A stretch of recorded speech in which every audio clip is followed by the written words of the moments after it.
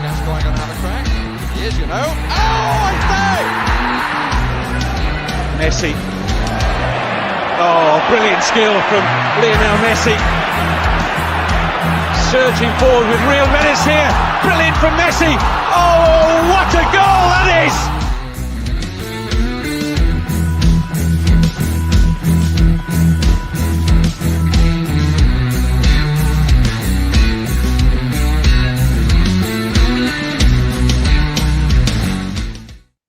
Yes, good evening. Savva here from Football Heritage TV. Tottenham Hotspur are top of the league. We are top of the league and we have played 9 games. We're 2 points clear of Manchester City and we can go 5 points clear if we beat Crystal Palace on Friday night.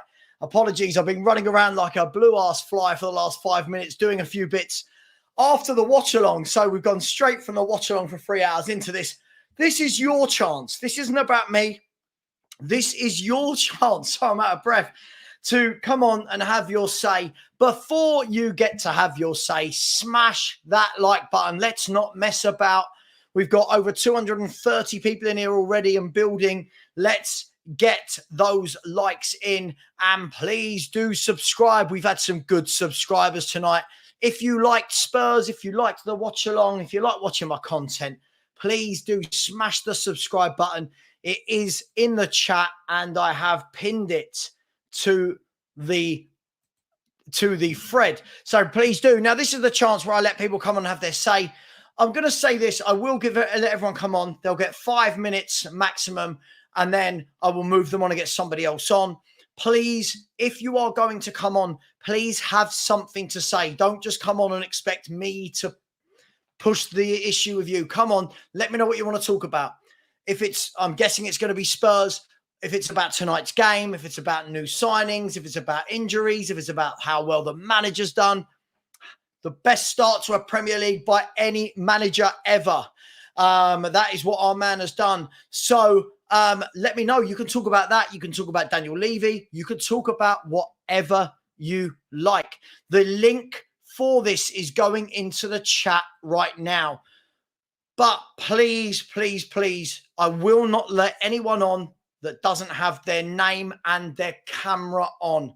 If your camera is not on, you will not be allowed on the show. YouTubers are wise to this, so we will not let you on if you don't have your camera on. It doesn't matter if I know you or not. And please have something to say. So here is the link. It will say StreamYard in it.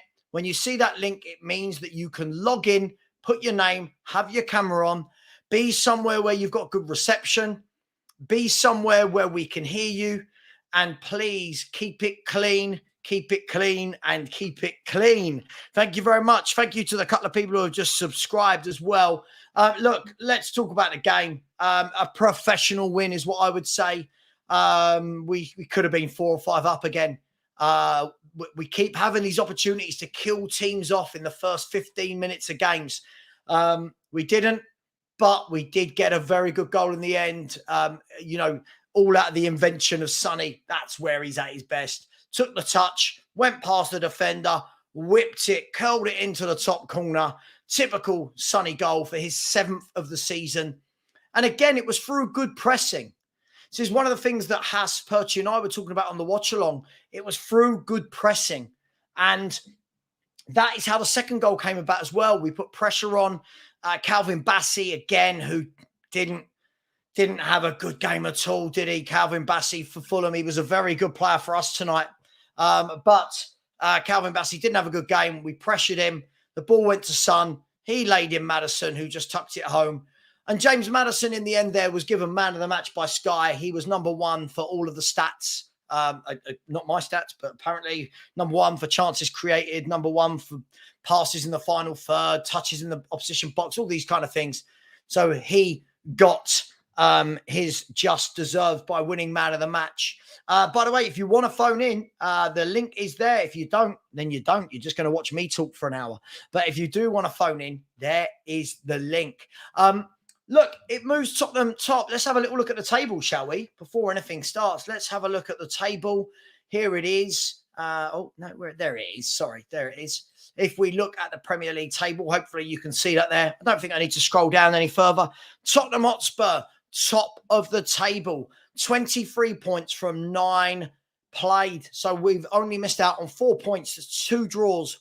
First game of the season, and Arsenal. So Brentford away and Arsenal away. 2 London derbies away is all we've dropped so far, scoring 20 goals, only conceding 8. So we've got the joint second best defence in the league with Arsenal, but we are 2 points clear of Man City and Arsenal, 3 points clear of Liverpool, 4 points further back of Villa, and then 7 points further back on Newcastle and Brighton. Now, Spurs can make that 5-point gap we can make that a 5-point gap on Friday night if we beat Palace at Sellers Park. Always a tough place to go, but why not? And then obviously Man City, Arsenal, Liverpool, the likes will all play at the weekend. By the way, there's a couple of people backstage. I'm going to definitely bring on Kuva. There is someone else who I know is one of my trolls called Tottenham Mandem. Tottenham Mandem, I do know it's you. You haven't got your camera on, so you're not going to come on, but good try. Let's bring on the man, the myth, the legend that is Kuva. Kuva, I'll leave the table up just for a few seconds. Good viewing? Yeah, it's just stay in silence. Just watch this for 5 minutes. That'll do me. Of course, it's good viewing. I mean, this is why I know you don't understand. I was getting so carried away about what's happening at the club at the moment, but it's this. We are at the top of the table, and we know we have got huge improvements to come as well. We are nowhere near the finished article, and it's this good already. This is a real shift in momentum of this club. I'm still aiming for it. 2 years' time, I'm going to be looking like Jesus. There's still no haircut going on till we lose. So, I love it. Love it. Yeah, it's everything. Everything you want to see was in that game. A little bit extra. I think we ran out of steam a little bit. The subs didn't help us a lot, but Skippy came on, did a Skippy. That wild bit of aggression that you kind of liked at the time, but then didn't do a lot else. I think Højbjerg struggled with the pace of the game at times, but otherwise, I think he played pretty well. He was spraying the ball out very well. You hit a really sweet shot, unfortunately, straight at the goalkeeper. You could have seen that going into the roof of the net if it was, a couple of yards to the side of him either way. Maddison running the show, absolutely running the show. Class. He's Kalina. Who's he? He couldn't stop us. Richarlison. Oh my God, what a great first half he had. The only thing lacking was a goal. This is it. I mean, he's got these qualities. I don't know what they are exactly, but he causes absolute chaos. That's the best way to describe that first half. If we don't how do the opposition? I feel that with Richarlison, I feel like he does everything great apart from the actual skill bit and the goal scoring bit. Like his work rate, I can't fault it. Listen, please, Tottenham Mandem, please stop trying to come into the back stream because I keep hearing the beeping in my ears. I will block you if you keep doing it. But Mark D in the background, I'll bring you on in a minute, my man. Don't you worry about that.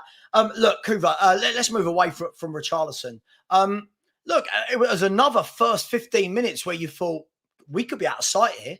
Like 15 minutes where we could have blown them away the way we could have against Luton.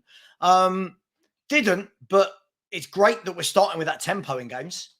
Yeah, the tempo was there, but would you say really fashioning the chances was there? I mean, we didn't seem a bit shy of pulling the trigger.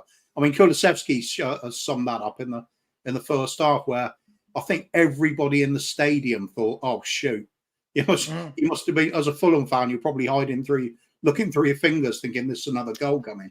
Yeah. What is it with him at the moment? It's like he's got no confidence when he gets to the business end of the pitch. It's such a contrast to how he used to be. But I thought him and Richarlison actually did play their parts. They were they were involved in things. Obviously the show's running through Maddison. The way he played was fantastic. Sonny doing what Sonny does best. Doesn't have to be massively involved in the whole game. He just pops up with the goods when needed, doesn't he? Great goal and assist.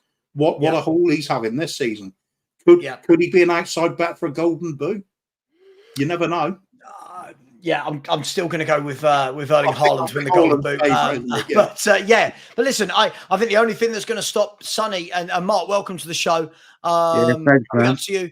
I think the only thing that will stop Sonny, I think it might just be that he runs out of steam. I think he still looks like he's playing with a bit of an injury. Not knocking him, just saying he looks like he's playing within himself.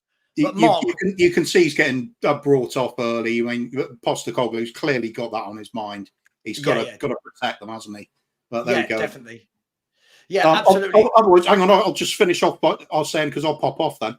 No, you're all right. You're all right. You can. Unless we've got a stream of people, you're more than welcome to stay on.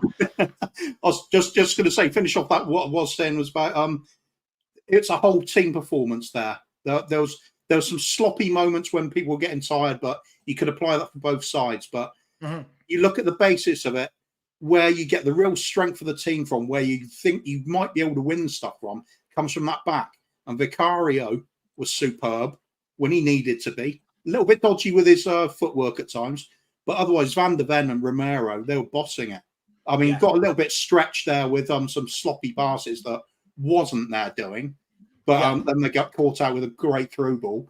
But otherwise, they looked imperious, I thought. And Udogie, again, showing what a good signing he is, the strength and agility, and he's so good going forward, yet he doesn't forget how to defend either. What a player he's turning into. There was everything there. Porro showing his blinding pace at times to make a few recovery runs as well. Yet he goes forward like a duck to water when we're attacking. It's just a case of we're waiting for it all to really click together for a full 90 minutes. The moment we do that, I think we're going to get like a 7 or 8-0 win. I really do. I'm seeing it's all there. It's just not quite. Yeah, there. I agree. I mean, Mark, let me bring you in on that. I mean, it does look like it's a matter of time before someone's on the end of a hammering. Like the kind of scoreline we saw, the kind of scorelines that Newcastle are getting at the moment. Like Newcastle 4 against Palace, 8 against Sheffield United. Yeah. Villa 4 against West Ham, 5 or 6 against Brighton, whatever they did against Brighton. Yeah. Do you get the feeling that there's one of those in the Spurs locker? There's anyway, first off, big up to you guys. Long time no see as well. Luck coming on with you two. Remember back in the day and that? Yeah, man. We've come a long way since contact. Yeah, no, yeah, well done, man. Well done. But I tell you what, there is a hammering within. It's coming because do you know what people? I don't know how people gauge this game, but the way I gauge this game is that I thought it was like a training game for us, to be honest.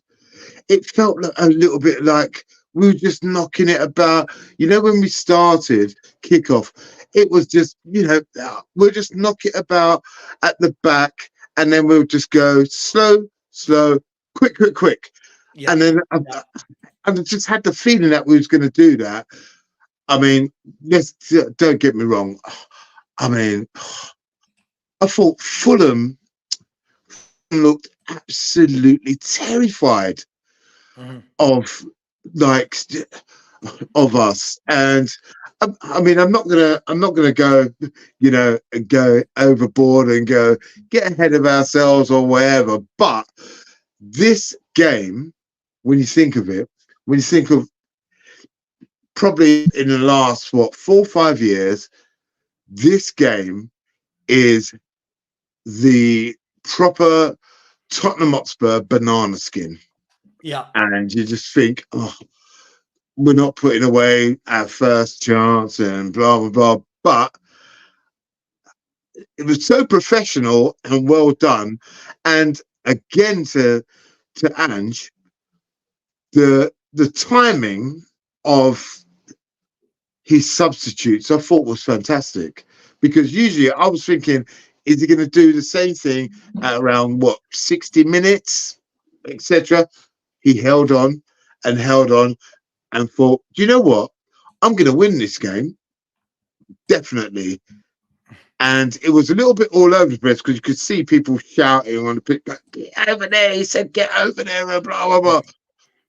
But once you got it right, once everybody was there and, you know, played to Ollie Skip, he the tackles, it was like, you do that, you know what you're supposed to do.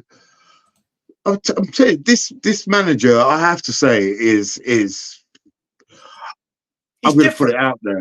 Yeah, I think at the moment, so far, and let me put it out there, so far, is much better than Pochettino. Much better. Wow. Wow. I mean, this is what Kuva was saying the other day as well. I mean, for me, you know what I'm going to say, guys. You know, don't you, Kuva?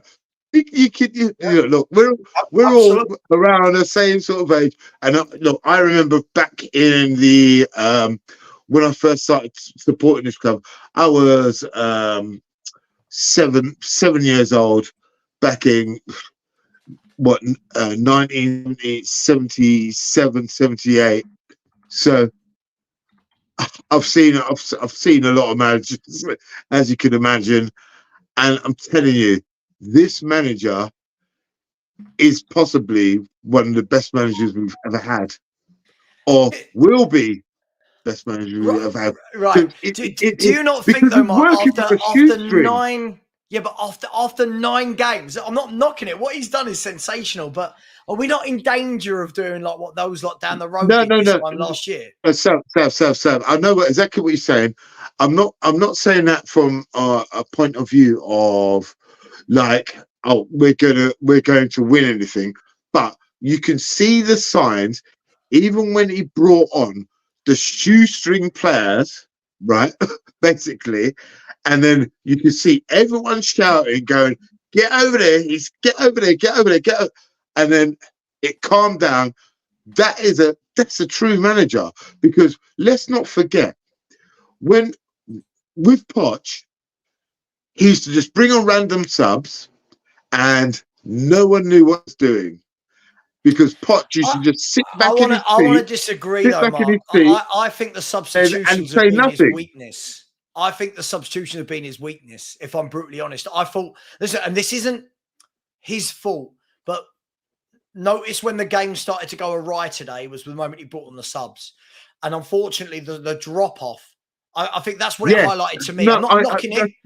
The drop-off is there to there. Once Royale, I absolutely agree with that. Lo Celso, Brennan Johnson, once these players are on the pitch, it's a whole different ball game. But I can't believe I'm going to ask this to Kuva. I know what Kuva's going to say. I know what he's going to say. And I've just put a poll in the chat, everybody. But isn't it? Look, people were crying about Pochettino. This is a man that got you. Got Savva, I remember coming on your show, and you and I wasn't bring back Pochettino in that camp. Remember, I was not in that camp. We've been there, we've done that. I'm not saying Pochettino is a bad manager or crap or whatever, but people forget we did not win. Was it win away from home for a year? Unacceptable. Hang on. Yeah, Mark, unacceptable. Mark, hang on. You've got to remember, first of all, I'm not a Poch sympathizer. I think you both know that. I didn't want him back. I didn't care that he was sacked, right? But all I heard for years was Poch legend. Poch got second. Poch got a Champions League final. Now we're 9 games into a manager's reign and it's this guy's better. Already? Can you be better already after 9 games? Can you tell me? Can you give me any reason? Yet Poch got us to Champions League final. We've had numerous semi-finals, etc. There's other managers that have done that as well. There's other managers that have done that. I mean, for crying out loud, are we going to say? And I remember you actually going to it. Are we going to say them? So George Graham was better than Poch because George Graham actually won us a cup. No, hang on. But I feel like we're conflating. I feel like we're conflating debates here. Listen, I've got no doubt this guy could end up being better than Poch. But when we're saying better than Poch, we're talking about better than what Poch did at Spurs, right? We're not talking about what Poch is doing now. We're talking about what Poch did at Spurs. So straight off. Hang on. He's done better than Poch when Poch in the first couple of months, he's done better than what Poch has done. Yeah, but hang on. Somebody's got to be playing in their background. Hello? Somebody who's just joined, I can just hear myself. Whoever just muted, is that you, Phil? Did you? Yeah, it was you. Yeah, no worries. Yeah, but Mark, listen. Again, I need to caveat, I'm not a Poch fan. Like, I'm not oh my God, Poch should have come back. But isn't it far too early to say he's better than Poch after 9 games? Surely, like, we can't. Mark, let me finish. Mark, let me finish. Surely we're turning into them lot down the road. Don't get it twisted. What I'm saying is when you compare it to when Poch started, right?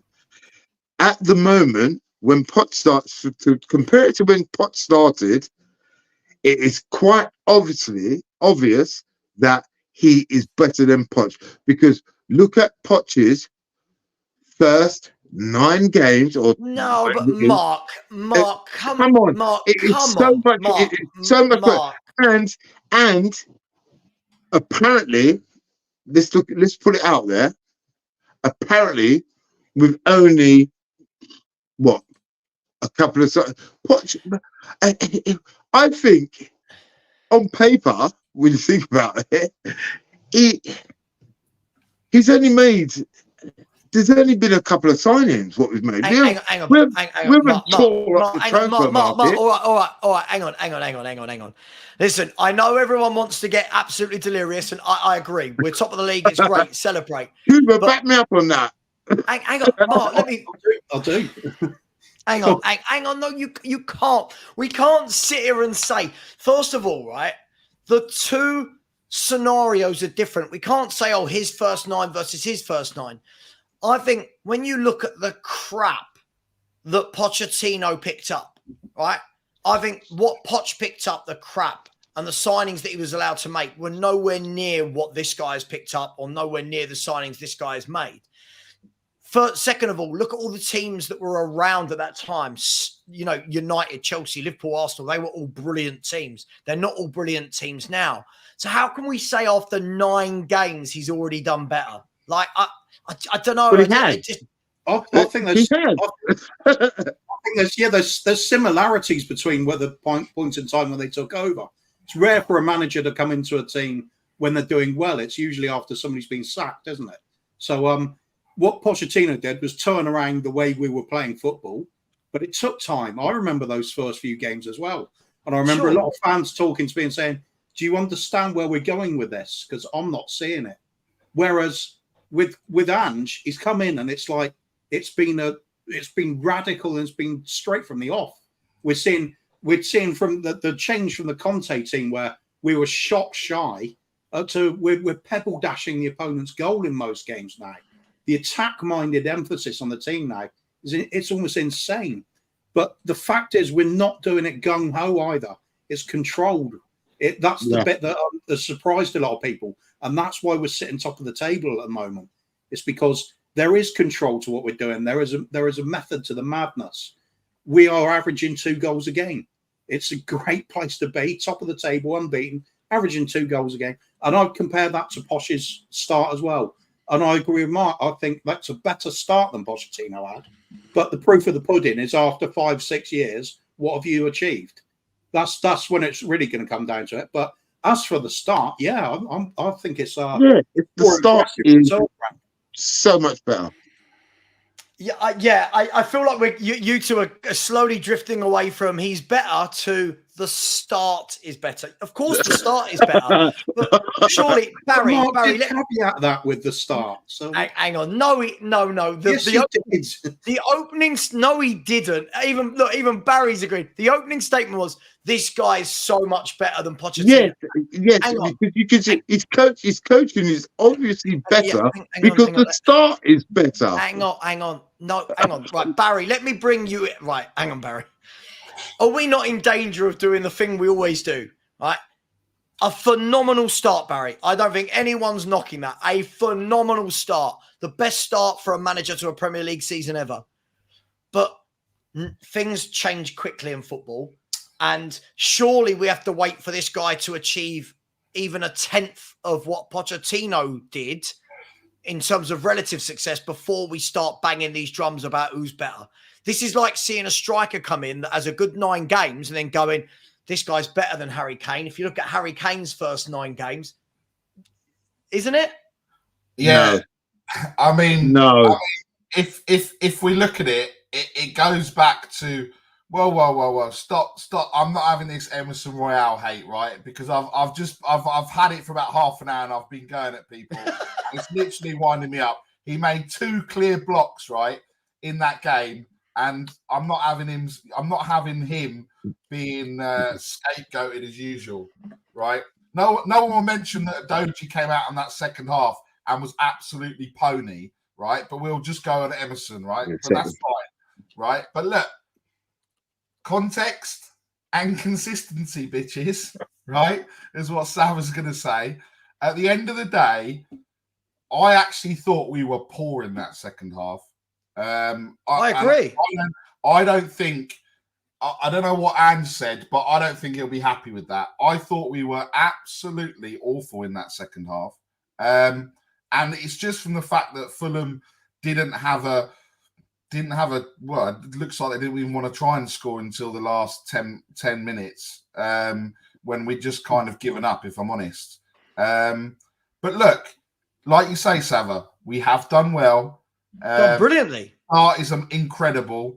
But actually, when you scrape it back, when you on the surface is fine, scrape a little deeper, and yeah, we haven't performed again in another game. Yes, in moments, the first 15 minutes, the first 5 minutes in that second half, but aside of that, we should be doing what Newcastle are doing to teams. We should be getting the 2, getting the 3, getting the 4, and everything else. Actually, it just showed how bad Fulham were because Richarlison had an okay first half, right? So it just goes to show how bad they are. So look, I think in terms of the Poch and conversation, it is horses for courses. What are we comparing? We can't compare the 2 because we're talking about Poch however many years ago. We're talking about Ange with a different squad. We're talking about a complete. It's just you cannot compare it. Yes, on paper. But then Barry, we can't then compare Newcastle either because Newcastle have already lost 3 games, right? And are we saying then? But then but now they've picked it up. So, do we, as Spurs fans, always have to say, right? Let's just go through complete adversity before we actually believe that we've got a half decent side. That's all I'm saying. And the side that we've got, yes, it may be the first 11, it may be this, but we've had to bring on the bit part players and we've still got through the game because last season we still brought on the bit part players and the players the 11 that was on the pitch, and we would still have lost that game. That's what I'm saying. Can I just ask a question? Can I ask a question? Hang on. Go on. All right, Barry. Hang on. Kuva needs to go. Barry, which is what I'm trying to go. And then I'll answer. Cheers. Come on, you Spurs, top of the league. Kuva comes in, drops a bomb, and F's off. See you later. See you, mate. But Mark, with all due respect, Newcastle lost to Manchester City, Brighton away and Right. Liverpool. Yes, right? so it doesn't make any difference. So What do you mean? have we got to have we got to lose? So have we got to lose to those teams to bounce back for any Spurs fan to have any belief that we have got a good side? That's all I'm asking. We have a good 10, 11. That's exactly what I just said. A good first 11. No, you said a good side. So a good side which is a good first 11. Squad, we don't have a good squad. Yes, we need another defender, another midfielder, maybe a winger as well, and a striker, and we're not going to get that in January. So Newcastle's got a better squad than us. Yeah. Brighton's got a better squad than us. Yeah. Arsenal's got a better squad than us. All these teams have got a better squad than us, because let us look at the substitutes of these sides. I mean, these are sides that we're battling with, really. Who's better coming on for Newcastle than Højbjerg in midfield? Who? Well, Newcastle midfield have got. There you go. Hang on, Mark. Mark, are you telling me that Newcastle don't have more depth than we do? Well, who's better coming? The only one that's better that comes on is Isaac. Who else? Harvey Barnes is not better than Højbjerg, no? So, but we had the chance to buy Harvey Barnes, and everybody, I remember, a lot of Spurs fans was going, "We don't want Harvey Barnes." Almiron didn't start. Were they or were they not? Every Spurs, a lot of Spurs fans were going, "We don't want Harvey Barnes." One at a time. I can't hear either of you. One at a time. All right, I'll go. Right, Jack, welcome to the show. Phil, I'll get you two boys in now. Look, for me, by the way, I think it's been a sensational start to the season. By the way, it wasn't me who decided to start talking badly and negatively. It was the comparisons of Pochettino and Postecoglou.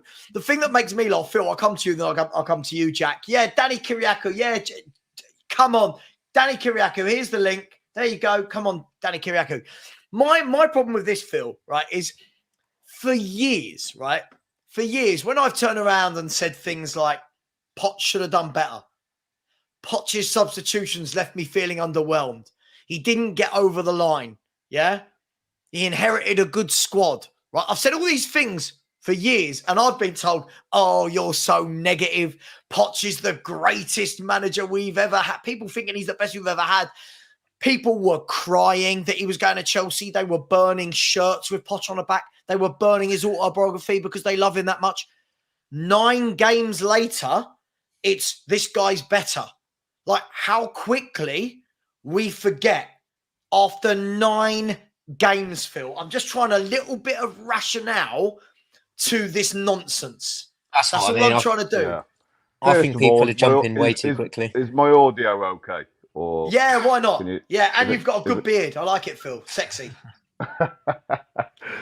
Anyway, like, we shouldn't be comparing Poch to Ange. I agree. Anyway, at all. I mean, now Poch is gone, I don't want to have Poch in the conversation at all. You know, as far as I'm concerned, what he did for our club was, you know, he did a good job. But now he's gone, it's like, you know, he's out of my mind now. It's all about Ange and this team going forward. You know, conversations about Poch and Ange, I'm not really bothered about. In terms of the game this evening, I thought it was dreadful second half. I thought it was like a training match. It was boring to watch. I expected us to, you know, kick on in the second half and just absolutely kill the game 3 or 4-0. I was disappointed in that. First half, we played really well. Deserved to go in 2-0. Could have been 3-0. But yeah, I don't know. I'm happy we're top of the league, you know, as we all are. Yep. And, you know, long may it continue, you know. Mm. Yeah, absolutely. I mean, Jack, listen, the last bit on Pochettino, this was all Mark's problem, Mark's fault. We're blaming Mark for this. Don't blame me. What's you? What's you? I didn't bring up Pochettino. I think it's a great. No, I said the start. The start. No, you is didn't. better. No, you didn't. No, you didn't. Anyway, Jack, I tell you what, Jack, let's move away from this. Listen, Yeah, I think Spurs are absolutely brilliant, right? Absolutely brilliant start. I think the guys are right. I think the first half I thought was very easy for us. I thought it was really, really easy. I thought Van der Ven and Romero were knocking it about at the back as though they were at the park. Do you know what I mean? They were just playing with them, toying with them. Second half, I think what it did show was when you do start to remove one or two components, the whole thing does start to break down a little. Now, it's okay. It was Fulham. My worry, I'll just try and bring a little bit of, otherwise we could just all sit here and say how amazing it is and then there's no show. My worry about this would be, as we're getting on, I feel like already after 9 games, tell me if I'm wrong, I feel like the players look really tired after the first half every game at the moment. I don't know. I might be overreacting. I feel like the second halves we're starting to tire. We're starting to look leggy. And my worry is that without that squad depth, I think that's going to be what's detrimental further down the line. But at the moment, it's brilliant now. Yeah, I completely agree. I was going to come on to this actually. So what I wanted to come on and talk about. I think the reason why it's great. It's obviously a great start to the season, like you said. But yeah, I think the main reason why we won't go all the way is because we lack the squad depth. Especially, it might change in January possibly, but obviously we know with track records of getting so far and falling at the last hurdle, history likes to normally repeat itself. I think without Sonny, I think we don't offer half as much going forward. I know obviously James Maddison is great and he creates, but if you've got no one there finishing off the chances, then it's pointless. Yeah. I think looking in January, I think we need a lot coming in and we need a lot going out. I think we didn't do what we needed to do in this summer just gone. It was good. We bought some key players in, which was great, but we didn't get rid of half of what we should have got rid of. And I think going forward, that's going to have a massive effect on us. I think the only thing that is different around this time is that we don't have any European football and we're already out of a cup. So there's, in my eyes, I think Daniel Levy's under even more pressure now because that's one less excuse he can fall back on. I think that there is absolutely, he has to pull some money out of the bag come January. And, you know, especially if we're still floating top or second, he has to go to Ange and give him a nice wad of cash to go and get what he need. May I say something quickly? Now, because I've been on Savva's channel a lot, and we all keep saying stuff like, "Oh, we haven't got the squad depth." Yep, we haven't.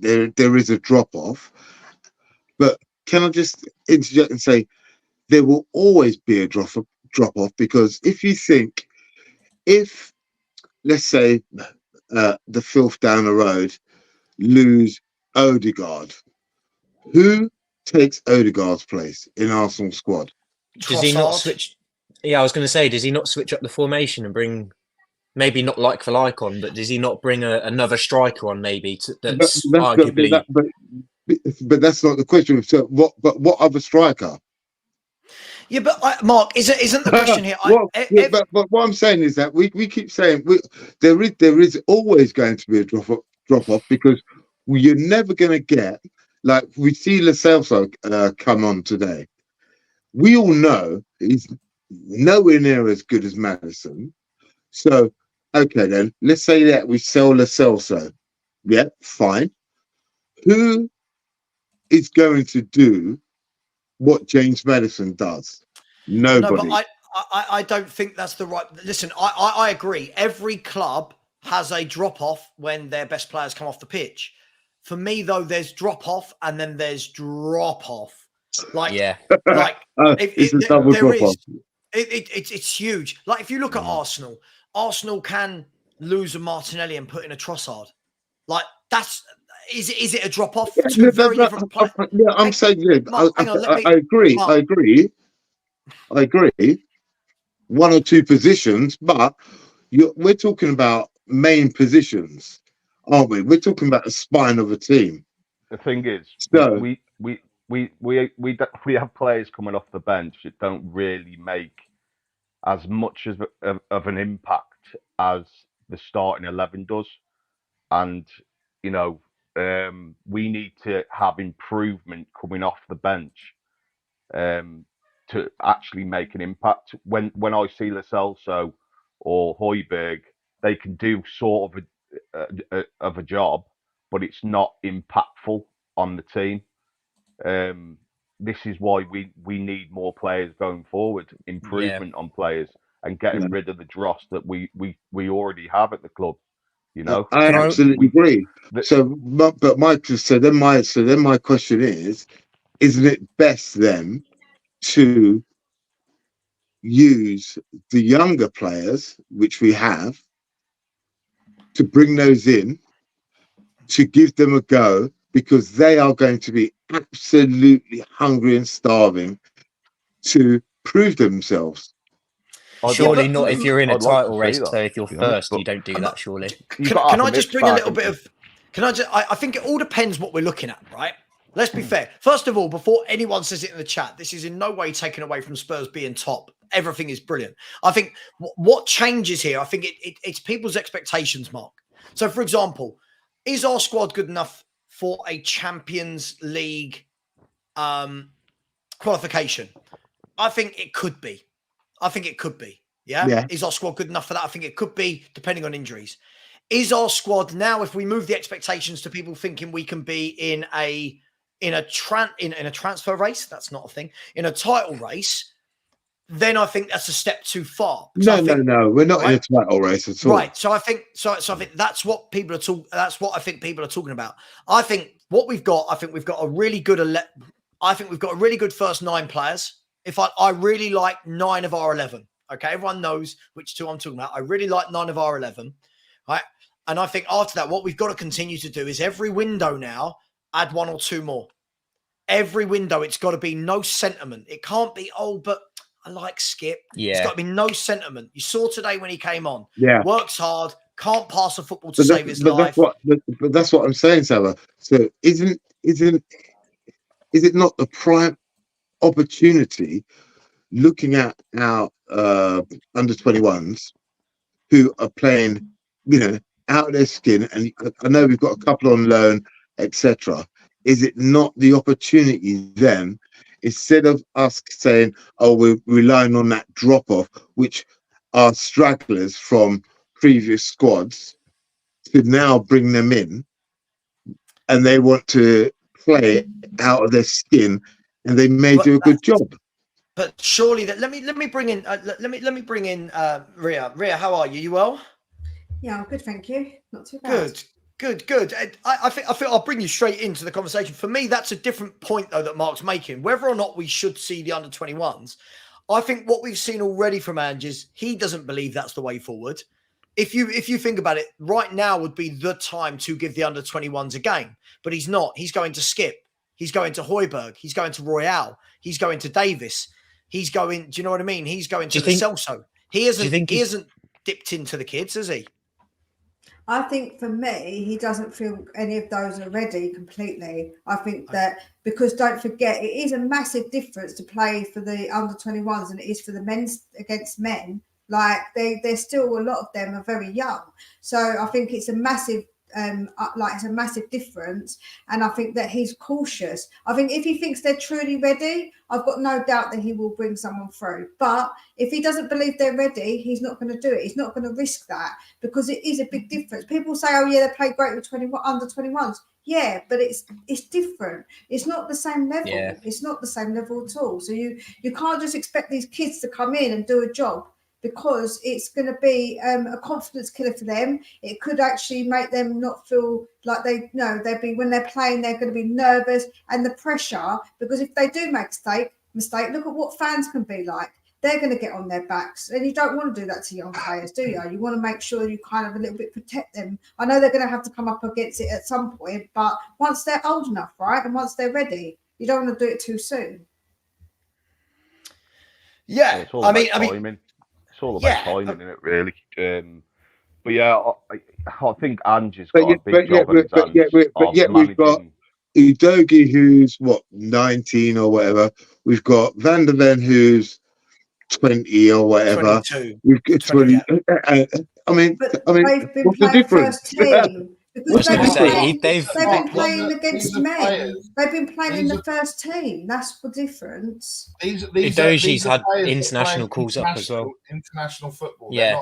These are not players that are playing in the under-21s, Mark. These are players. Udogie made his debut. Van der Ven's been in and around the Dutch squad. These are not players that are suddenly, they're playing against, under 19, 18-year-olds. And then next week they're going to get brought on in a North London derby or something like that. And let's be honest, when you look at Udogie and you look at Van der Ven, they don't look like boys. They look like men.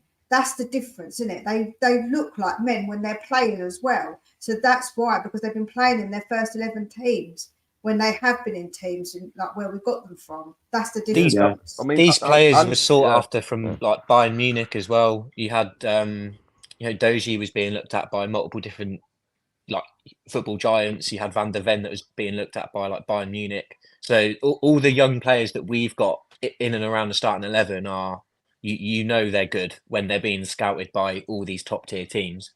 It's obviously a bit different when you've got our under 21s, for example, that they don't make a debut for any they don't play first team football, or they haven't been playing. It's completely different. Thinking of the thing that of what we do sometimes as Spurs fans, and we say, right, okay, then, right, we're in a position in January, and then the buys could be the actual buys what we make could be wrong, and then we don't get over any type of line. This is what has happened historically.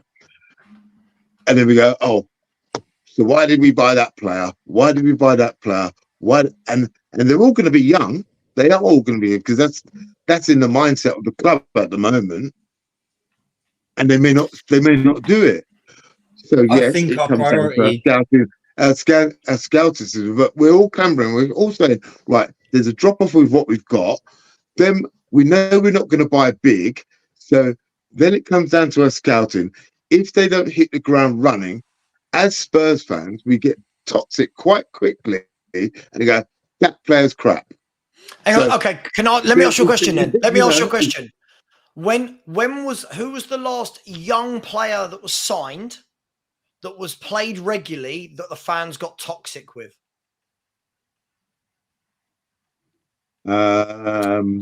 Yeah, Brian Hill. Brian Hill. No, but I think no. Am I right? No, but Mark, no. Hang on. What was his nickname? Brian Hill Messi. Brian Hill. Brian Hill to some, but not the many. Hang on. Brian Hill never played regularly. He's played like 13 times for Spurs in like 3 years. That's not anyone getting on the back. We've never seen him. No one here can say they've seen Brian Hill start 2 Premier League games in a row, can they? Right. So you're on. And also, I think you're answering your own question. Fans. When was the last of the young player that we bought that started legally? So we haven't. Was the last one that went to the top and then we got on his back. Yeah. The last one that went actually to the top. Well, there was actually 3. There was Kyle Walker, there was Danny Rose, and there was Gareth Bale. That's the last 3. I feel like we've. I think we've gone off point. We got on their back when they were young. No, I don't think we got on their back when they were young. People forget that when Gareth Bale used to play, everyone said, a lot of Tottenham fans were, why are we playing him? We always lose. I mean, you're generalising about fans. That happened. Shall we just stick to a conversation of what you said, what I've said, what Savva said, instead of saying generalising on other people? Because it's not. You don't know how much percentage. Have you done a survey? How much percentage of these people did that? You don't know. I feel we're going off point. I feel like, look, this is the balancing act, right? This is what any manager has got to work out. If you are a team, I'm just saying in general, like if you are a team like Spurs that have aspirations to win things, right? And to go on and be a big club. If that's what the aim is, it's always going to be a difficult balance. I'll bring you in here, Barry. It's always a difficult balance, isn't it? Between finding room for the youth players to come through, because one, they've got to be good enough. Two, they've got to fit the system. Three, they've got to be better than the person that they're playing instead of. But equally, at the same time, fans that want to win things, let me give you an example. So I know what I'm saying, but I can't quite get it out there. If in January Spurs are in the hunt for the top four, and we are within 5-6 points of all the other teams that are going for the title type thing, if Postecoglou turned around and said, you know what, I'm not buying anyone this window. Instead, I'm not saying he would ever do this, but I am going to promote Jamie Donnelly, Alfie Dorrington, right? It is Alfie, isn't it? Alfie Dorrington, Jamie Donnelly, and Santiago. Now, whilst the bit of me that goes, oh, brilliant, I want to see the young players play, the other part of all the fan base is going to be going, all of us is going to be going, hang on, we're in the mix. This is where you buy players to get you over the line. Then the argument you get back is, hang on, if you buy these players, then it blocks the young players coming through. But that's why the young players coming through that make first teams have to be elite. Trent Alexander-Arnold, Liverpool, boom. Right, that's elite, right? He goes in, stays in. How many youngsters at Liverpool have not made it? How many youngsters at Man City do they sell off to Southampton, to all these clubs, because you can't get into these top teams? So what do fans want, Barry? Do we want loads and loads of youth players to come through? Do we want to go and buy top players to get us over the line in titles and cups? How does he manage that? I mean, look, the issue comes from the academy, right? Because we don't have a Phil Foden, a Rico Lewis, a Cole Palmer sitting in the background that can just be brought in or nurtured in with the amount of games. This is the other thing. With the amount of games that like a team like Man City has and the way that they've got their academy set up, they've had the perfect opportunity. If you look at what Arsenal used to do under Wenger in the League Cup, they'd play the kids and then they'd find out which ones could hack it and which ones couldn't, with a bit of a mixture of, our academy wasn't in the position. So you could argue, well, why didn't we play the kids against Fulham? Because it wouldn't have been any worse than what the team that we put out. Then we get knocked out. Then we don't have anything apart from league football until January, and then we got the FA Cup. So we haven't actually got an opportunity to play them. And then if we do play them and then it falls off a cliff, it'll be like, the first argument will be, because I know what the first argument will be, Daniel Levy didn't spend any money. And Daniel Levy was at fault because he told Ange to play the kids. That'll be the first argument. And then if he does play the kids and we go, it'll be, well, we should have gone out. There was, whoever was available in January, or we could have gone and got them. He was only 20 million. Why did we miss out on 2 million? Why did we miss out on 5 million? I just think that we need to, it's very difficult to get, with the amount of games that we're playing this season and the mess that the academy was in, to get these youngsters ready. What they need to do what we need to do is, we started well with Skip. We sent him out to Norwich. And then because of 15 different managers, directors of football and everything else that's happened, he's regressed, right? Tanganga as well. I always thought that Tanganga had something in him, but he wasn't managed. We never knew what his position was. He played at right back. He played at centre back. He played at left back. The games when it's all been disruptive, hasn't it? When that game that he played against Liverpool, he absolutely pocketed Salah, and then he got injured. And then because, again, we don't manage them properly. So, and this is the point. It all feeds back into the academy. It feeds back into the medical team. It feeds back into everything, because we don't know we don't know what we are. We don't know what the vision is. The vision is now to win. But before Ange came in, the vision of the academy was to, the saying when I sat there and I was like, are you absolutely kidding me? It was to create Champions League players. I mean, I mean, I don't even understand what that means, first of all. So how, if I don't understand what that means, the players, the kids and everything else is going to understand it. And without the games that we've got, there's no chance that any of these kids are going to get an opportunity unless it's after January and there's major injuries. That's the only time they're going to get it. Or all of a sudden, someone wakes up and goes, right, I'm going to stick this guy in against Sheffield United. He goes and bangs a hat trick or whatever. Do you know what I mean? And we get lucky, like we kind of did with a few of the other players. We got lucky with some of them, and it just so happens. But I just don't see how we do this unless there's major injuries after January. I don't think Ange knows his best 11. We need, like we've all said, we need 3, probably a couple in January at minimum. We probably need 4.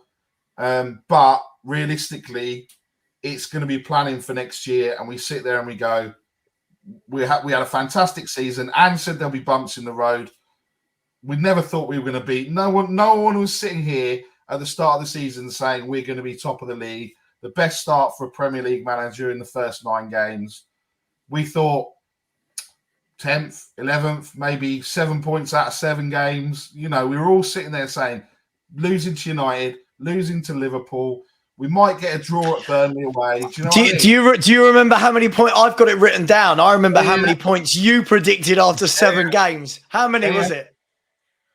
I think it was it? I think it was actually 7, wasn't it? 7 It out was of 7. 7 It was 7. Yeah, I predicted 9. You predicted 7. I think I said 9.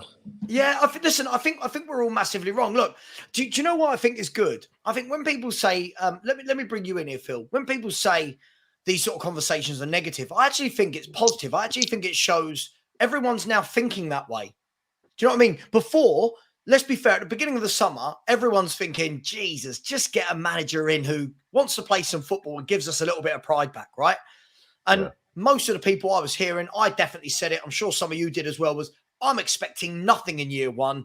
Just get me loving watching my football club again and wanting to come home from the shops on a Saturday with the missus rather than finding an excuse to stay out with her because Spurs are on and I have to watch Conte ball, right? Yeah, now definitely. It's gone from that to, oh my God, how do we get better? We could win now. And I feel like we've gone from 0 to 100. And as always, as I always say, it's probably all of this conversation is probably somewhere in there, right? He's definitely exceeded where I thought we would be, 100%. For sure. And I think he does himself. I reckon. I don't think he knew that we would be top of the league at this point. You know, but you know, we. At the end of the day, we just need we need to we need to get the players in January and engage it from there. We can't really keep saying, oh, we need this, we need that. We just need to do it game by game. You know, I think we're getting ahead of ourselves, and we're massively thinking that we're going to do better than what we are. But I think we just need to take it game by game, and I think the players and the manager need to do that as well. You know. Yeah, I mean, Ria, let me come to you here. Listen, I mean, it's brilliant, right? It's absolutely brilliant. There's this feeling amongst Spurs fans that we haven't had for a while, that something's different, that something's happening. I'll be honest, you know me, I err on the side of caution. I'll take it. I'll be called negative. I don't mind. Yeah. And I'll be told to just enjoy it while it's here. That's great. I can almost see, though, that this is fine. I'm so scared of when we get to December and we have to play Son, Maddison, Van der Ven, Romero, Basuma every game, every 3 or 4 days. That is where I think we're going to go from there to...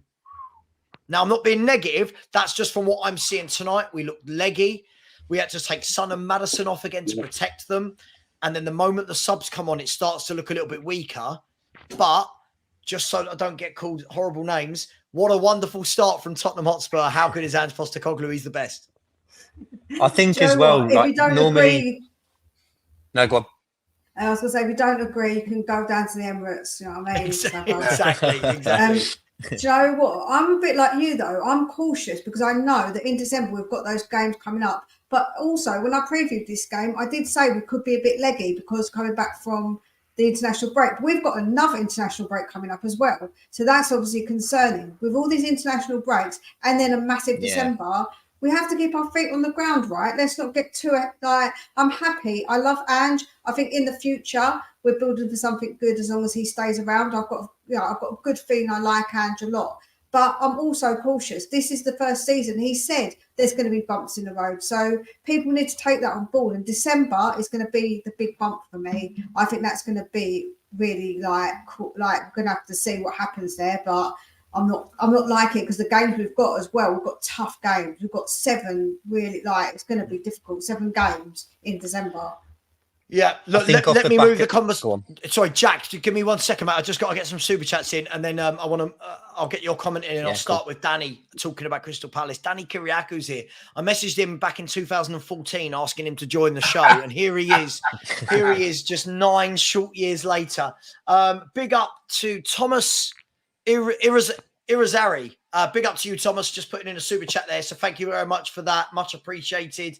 And big up Brian Murphy, who went down the same route. Didn't want to say anything, but just put in a super chat. So big up to you, Brian Murphy. Then he did put in a super chat. So we will answer this question first. I'll start with you, Jack. I'll let everyone have a little say on this. I don't want to go deep because if I get talking about Kulu, I get in trouble and abuse. The abuse I wake up to is unbelievable.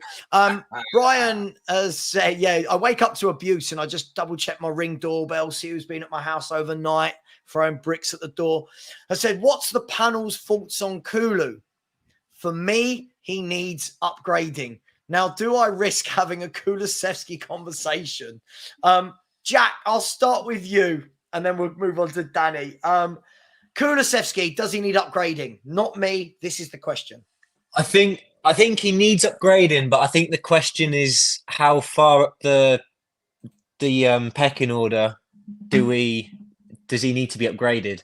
Is he the next person? If we had to get rid of one player now, do we pick him, or are there other players to get rid of first? For me, I think there's other players we should get rid of before him. However, I think the trap that people have fallen into is that they remember the really good start to the season he had when he first come in, because he came in and he was young, he was fresh, he bought a little, he got off to a really good start to that season, and then obviously for whatever happened, the drop off has been very, very bad, and I'm quite worried about Kulusevski. I'm not gonna lie. I don't know what's gone wrong, but the drop off from when he first came in and started playing really well, it looked like he learned very quickly what he needed to do, and I think all of that just looks like it's vanished. He still never takes his man on, and when you've got someone like Richarlison up front, he needs all the help he can get, and Kulu doesn't provide that. So yeah, I'd say that's one of the concerning things about our squad and our squad depth is that Kulu he just doesn't provide enough for me. But I don't absolutely. Know how, I don't know. Listen, I agree. Danny, I'll come to you before I do. Yeah, Barry is creating hearts. He can create thumbs. Barry can create loads of stuff. Look at him. Look, he's a real massive geek, is what Barry is. Danny Kiriaku, welcome to the show. How are you? He's on mute. After 3 years, he's on mute, Savva. What's that all about? Danny? Oh my gosh. Is it we can say whatever we like and he can't reply to us? This is for you, Danny. Double thumbs down. Danny's such a flip-flop, even his sound doesn't know whether to work or not. We'll come back to Danny when he's been away from YouTube for so long, he doesn't understand how to use a microphone. Even there. Yeah, we've got you. Well done, Danny. Well done. How are you, mate? You well? I'm good, yeah. Thanks for having me, Sav. No, I'm not using my computer, I'm using my work computer. So that's why it's a bit messed up. But anyway, yeah, I'm all right. Hang on, don't you work in IT? Yeah, he does. Yeah. This computer's not great. It's not a good one. So, Danny, I'm going to chuck you straight in. Kulusevski, is a lot of comments about him in the chat. Kulu had such a poor game tonight. Kulu equals Marmite. That, for me, is how I would sum it up. This guy is absolute Marmite. I see people like me. I'll volunteer. People like me, I can't stand him. He is not for me in any way, shape, or form. Other people want to bring out stats and say how he's the best progressive passer in the world and he does this, that, the other. Where are you on Kulusevski? Yeah, it's like you just want more from him, really, with Kulu. It's kind of like you can see that he's got ability, right? There's no doubt that he's got ability. He's quite a technical player, but you just feel that he's not giving what he can offer. Do you know? It kind of reminds me a bit like Lucas Moura. You know how a lot of people like Lucas Moura. I was never a massive fan of Lucas Moura, right? Lucas Moura had so much ability, but he only used to produce that ability every so often, or every 15 games. And it's kind of like with Kulu, you get that a little bit more, but still not enough. Like nowhere near to what he actually can produce. And it's just the consistency with him, to me, to be honest with you, because he hasn't had the worst start to the season. Like, we all know he can do better, but he hasn't been the worst player in the squad either, right? If you actually look at what he's actually provided for us, and like he could be doing better, of course, right? But like, I agree. Sorry, what was your name in the top right hand corner? I forgot your name. Jack. Sorry, man. Yeah, Jack.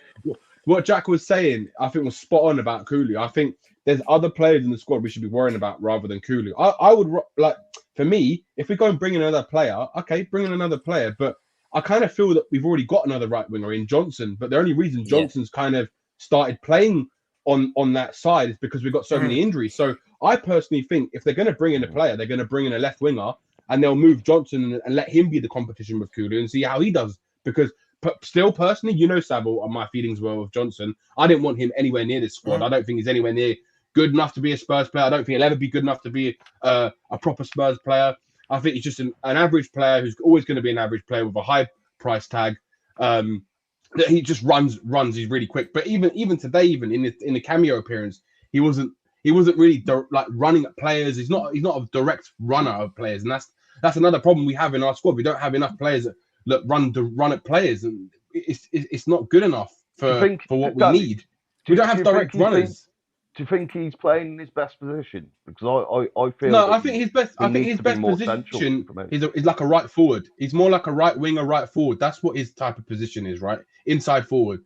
But again, Johnson, like, is he really the competition for Kulu? Unfortunately, he is going to be the competition for Kulu, I think, in the next few years, depending on how Ange Postecoglou sees it. Look, we can always do better than Kulu. I think I still want to see him, want to give him this season to fully judge him on what he could be. Because if he has another season, like, say, last season, where he doesn't really contribute a lot with goals and assists, then, yeah, of course, we're going to need more. But I think it's too early in everyone's books to start judging a lot of players, judging the manager, judging everything right now, because we're 9 games in. We've got the whole season still to go.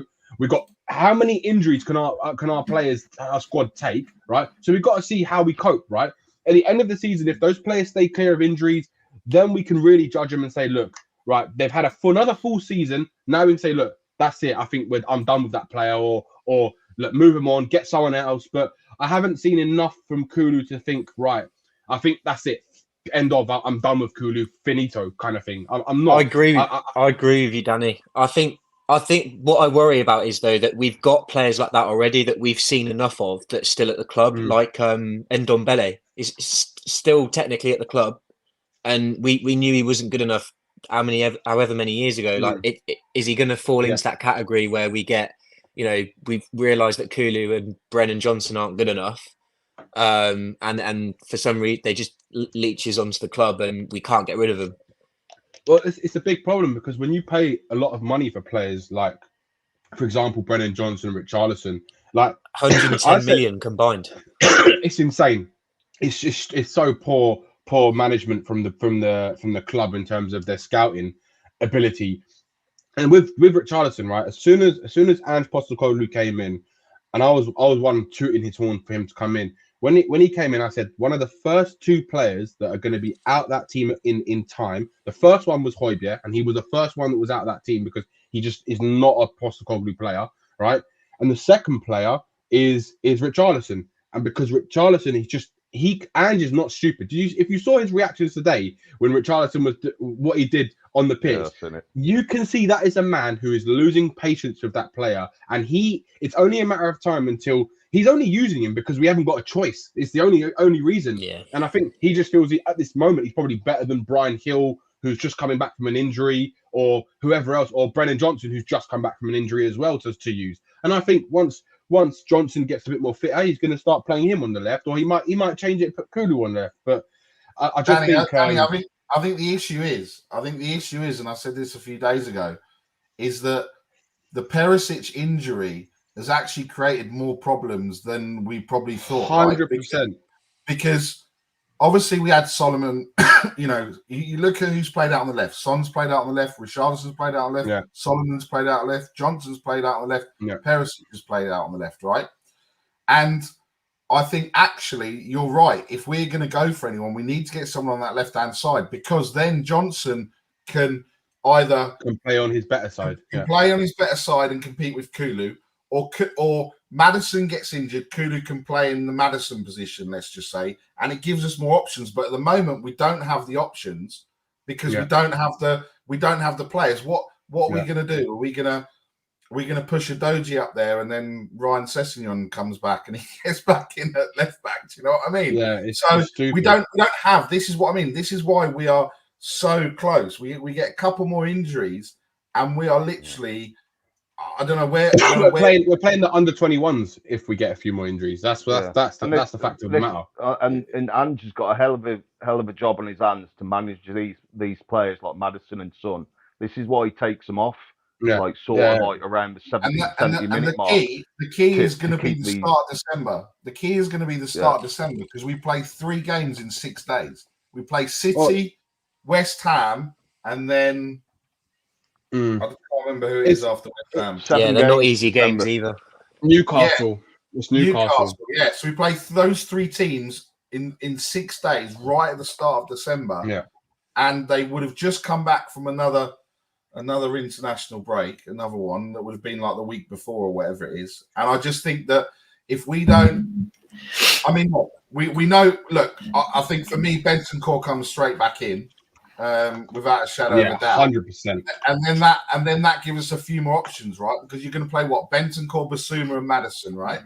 So then Stars on the bench. So then that kind of gets the issue. But when we get to January, we're all talking about investing and everything else. It all depends on whether we get any injuries. If we get 2 injuries to Van de Ven and Romero. We got no one to come in. We need like a minimum of 3 players every window, like to improve it. I mean, every January window, that is 2 to 3 players in January, and at least 4 to 5 players in the summer. So that's with clearing players out as well, because like Savva alluded to earlier on in the show about how it was inevitable, right? As soon as I saw Emerson coming on. And he's been put at left back, and he's been put at left back, and he's literally going all over the place, right? Emerson made 2 crucial blocks, Danny. He made 2 crucial blocks, but what else did he do? Nothing. Are you going to? That's his job.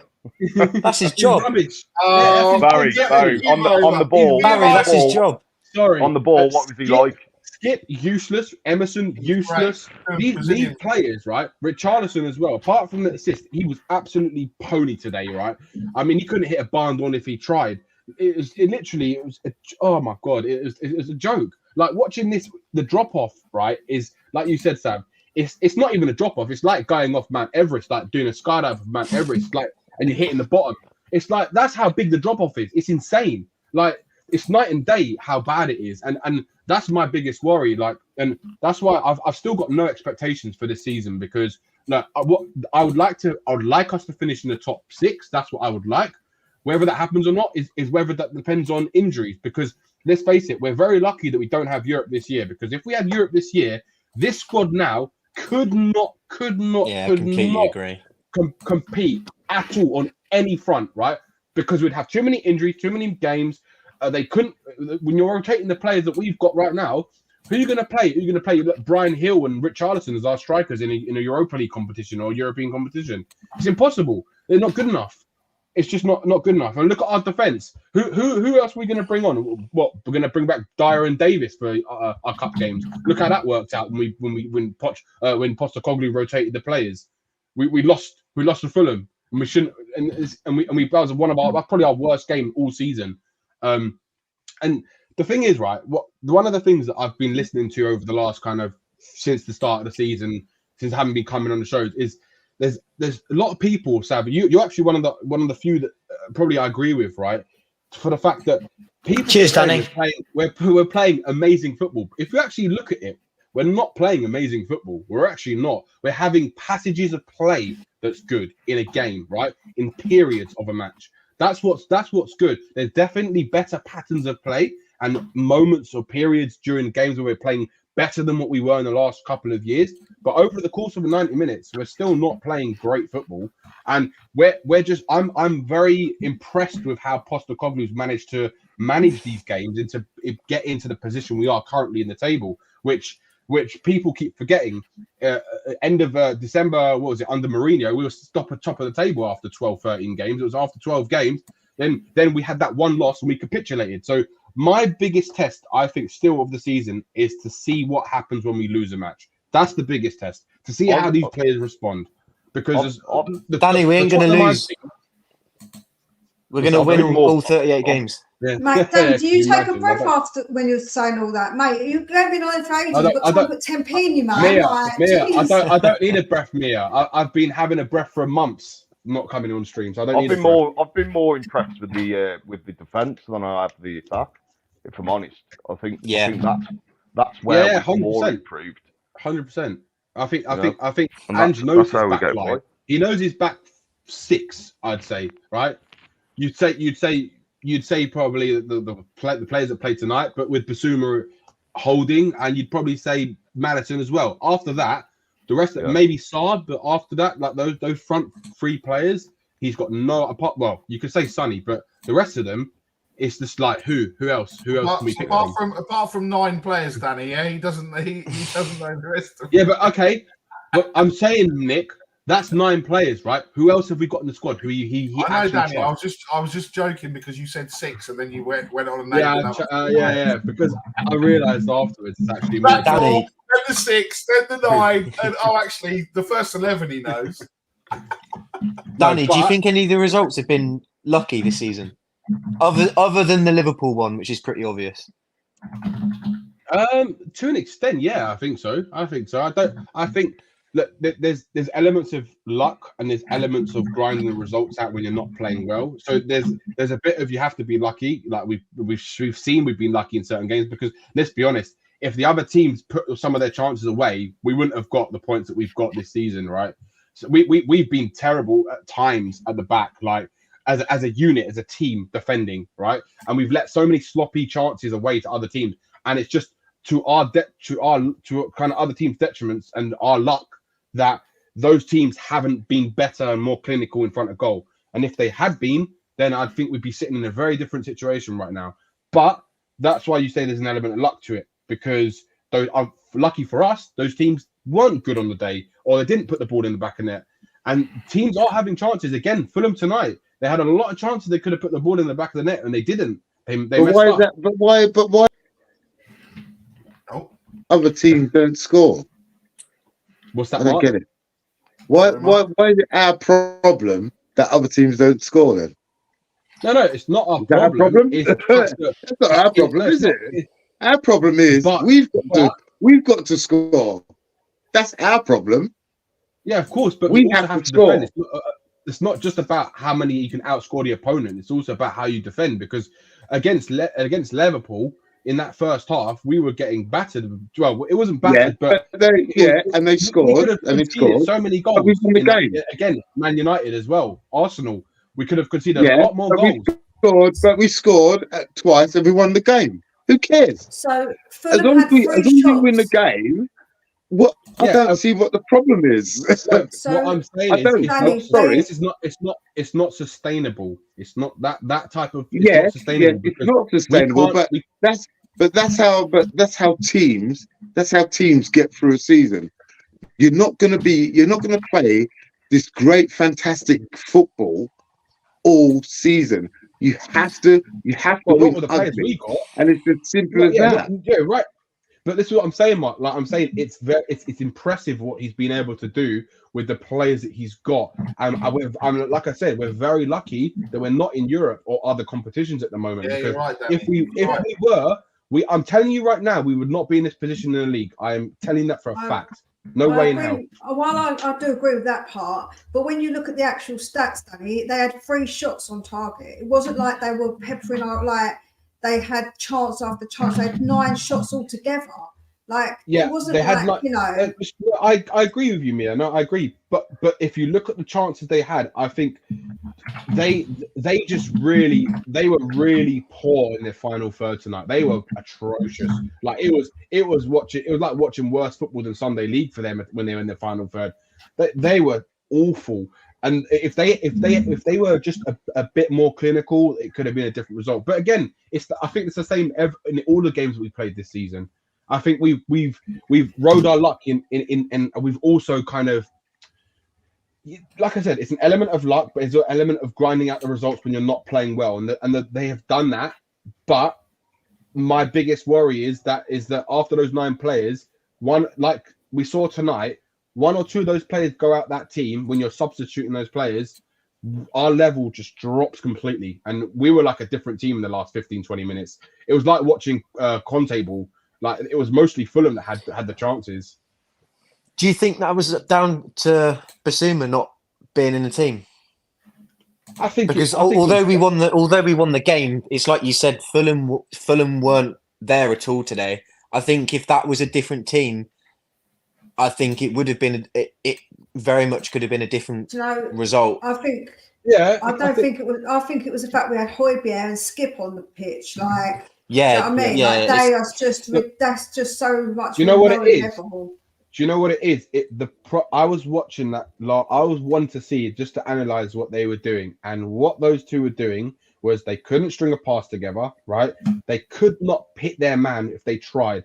Højbjerg every single time was playing it back. He did not look forward. I might have counted 2 or 3 times he passed the ball forward, like in progressive passes, right? Not just little side passes, but every single time he was passing it back. And what him and Skip were doing in the midfield today, right? It was putting the pressure on the team, and we were coming back and back and back, and we weren't pressing from the front, right? Because they were getting more nervous because we weren't controlling the midfield, we weren't controlling the ball, and that's the problem. We weren't retaining the possession. And that is the difference between having Basuma, Maddison, and Sarr or Bentancur in the midfield than it was having Skip and Højbjerg. And that's what I'm saying. And that is the problem. We weren't retaining possession. And I tell you what, if there was better midfielders on that pitch, they could have got 2 goals in that last 15 minutes. Easily. That's exactly what I'm saying. Easily. Like I was nervous for the first time, properly nervous, like thinking 1 goal comes from Fulham and we're going to capitulate. The way that because those players on that pitch. He was nervous in this game. Seriously, in the last 15 minutes, if I thought I think it's the longest I've ever gone on one of my streams without talking. What a shame, Savva. I was about to message you something nice. Actually, I'm not going to now. I'm going to say this. I still think that this team is so geared around one footballer. Yeah, Maddison. You can talk about whoever you want at the back. You can talk about Basuma. You can talk about James Maddison. Every time James Maddison steps off of the football pitch in any game he stepped off of the football pitch for Spurs, we look ordinary. Right? We look lost. I'm not knocking. I'm not knocking anyone for that. That's natural. We've created our own problem by buying such a good player. But we've got a formation now that everything revolves around this one man. It does, because you could get away without Basuma. You saw that tonight, right? You can't get away with that, James Maddison. Everything goes through him. All the stats every game, most touches, most passes into the final third, most chances created. This guy, that's the bigger worry for me. It's not, is Basuma missing for a game? Or is Romero or Van de Ven missing for a game? My worry is this guy's getting kicked from pillar to post every game. You watch him. He is fouled constantly. That's the one for me. is when he is out injured. So for me, Then I think I worry. Listen, at the moment, none of these worry. These are just ifs, buts, and maybes, which is, of course, what we do as football fans. I think we're going to have a December. Get through December, and if we're still within touching distance or we're in that top 2-3, hats off to them. Statues need to be built of Postecoglou on every corner of the ground. But I think this is what's gonna show it up. All the other teams we're talking about at the moment are balancing Europe as well as playing in the league, as well as playing internationals. We're lucky we haven't had that. December's not going to be kind to us. December's the month where we've got 7 and games. January, But January there's only a few games, right?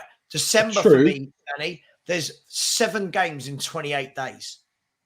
Yeah. So we're playing literally play 3 days, play 3 days, play 3. Yeah. That's fine. But then you're going to see a real difference in performance levels. Like, look at Sarr. I think Papa Sarr, don't get me wrong, I think Papa Sarr's good. I do think people are blowing smoke up his arse massively. I think he's good. You get to 60 minutes of a game, that boy can't run, he can't tackle. His passing goes wayward because this style of football isn't conducive. Conducive? Is that the right word? Yeah. Yeah, I'll go with that for 90 minutes. And that is where we're going to see the drop-off. So at the moment, I think everything is fine. Everything is great, right? Danny summed it up perfectly. That's all I've said all season. Let's see what happens when a couple of these players are injured. And I don't mean for 90 minutes. I don't mean Basuma's suspended. Let's see what happens when a couple of these are injured for 3 or 4 games. Maddison, Son. They're the 2. Maddison and Son. And then the 2 at the back. Those 4. Once those, that's the worry. Just putting it out there. That's all. And also, if Basuma's coming in against Palace and he gets booked, he's missing Chelsea. So that's another problem potentially. But look, Savva, I need to jump off. No worries. I was going to end the show in the next 5. I was going to end the show in the next 5. Is there, just before you go back, did anyone really desperately want to say anything before we end the show? No, perfect. So things we've learned tonight. No. Tottenham Hotspur have an amazing squad that's going to win the league. Mark thinks that after 9 games, all 6 years of Pochettino has gone right out the window, and Postecoglou is a much better manager already. He went right out of my head ages ago. Yeah, it went out of my head as well, but it just makes me laugh how quickly people forget things. And we've learned that Ria is still very, very rude to me. She's got to show me more respect if she comes on my channel. It's just awful. Bad time. Listen, just kidding, of course. Barry, Phil, Danny, Jack, Mark, Ria, thank you so much for some people. Everyone. No worries. Thank you to everyone in the chat. Please smash the like before you leave. Please subscribe. Thank you to everyone. We're back tomorrow at 10 a.m. I'm doing a ladies show tomorrow morning with God, too many names. Kate. With Ellie oh and my Kate. God, you can't remember their names. And I was going to ask if you wanted to join for that panel. That was what I was going to ask you. In your face. That's right. Much love. Take care, everyone. Good to see Danny still alive. Thanks all. See you later. And cheers, as Sav. always, Cheers. just Cheers, show one last really good picture just before we go. Is Perchy having a little look at his head. How can you do that? That's your son. I'm going to end it on a positive note. Take care, everyone. See you later. And as always, come on, you Spurs. Now Come I on, can't find the league. There it is.